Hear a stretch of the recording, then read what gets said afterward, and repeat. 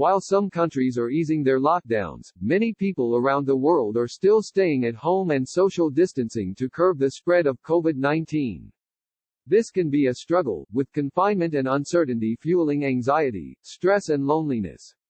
But some people have spent long periods of time living, and thriving, in isolation, and they have tips that could help even after lockdowns are lifted. Amir Hekmati spent 5 years in prison in Iran, 18 months of which were in solitary confinement.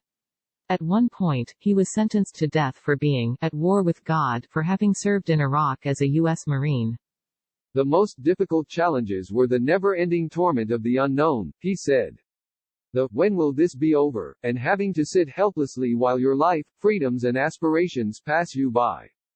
But after an initial period of shock, Hekmati said he learned he had to accept what he could not change about his situation. Acceptance is the first step, he explained. He also tried to accept his worst-case scenario, his execution. Once we can accept that worst outcome, our mind then shifts to making the best out of it, Hekmati said. I started to oddly find good in my situation. I was reading more than ever before and felt much more closer to God spiritually.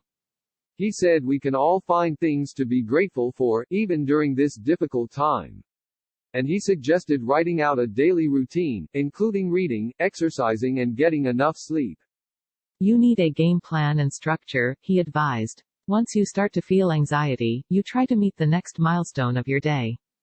Jay Bucky, a former NASA astronaut who orbited Earth on the Space Shuttle Columbia with 6 crewmates in 1998, also said that maintaining a schedule is important when we experience confinement.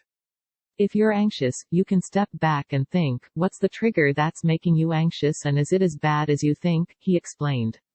It helps you put together action plans.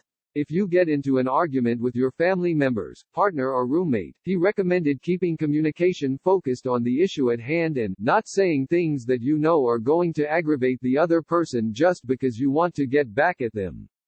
Turning down tension is just one tip in an online toolkit, funded by NASA and launched by Bucky and his team at New Hampshire's Dartmouth College. The program has trained astronauts and Antarctic explorers to deal with stress management, depression and conflicts. Bucky said it can also help the rest of us deal with isolation and confinement. The program is designed to help you identify what issues you're facing, brainstorm some creative solutions and put together a plan on what you're going to do, he said. Karen Jansdotter knows a lot about the challenges of confinement. She leads a team of 6 at Norway's Troll Station in Antarctica, so remote that the closest sign of civilization is a Russian research station about 240 miles away. Being active is the first top tip that I would give, she said. The other one is to give everyone space to be on their own. Have a tidy house, less clutter, less stress. Jansdotter, the chef at her station, also suggested eating healthy food, including vegetables and fruit, to strengthen the immune system. If you're lonely, reach out to family and friends, she recommended, adding that this can also be a good time to look within.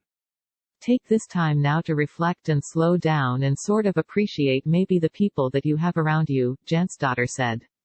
I think that's the best advice that I can give from where we live here. Bucky, the former astronaut, agreed.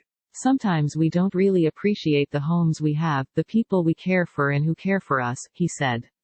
These kinds of events highlight the importance of that.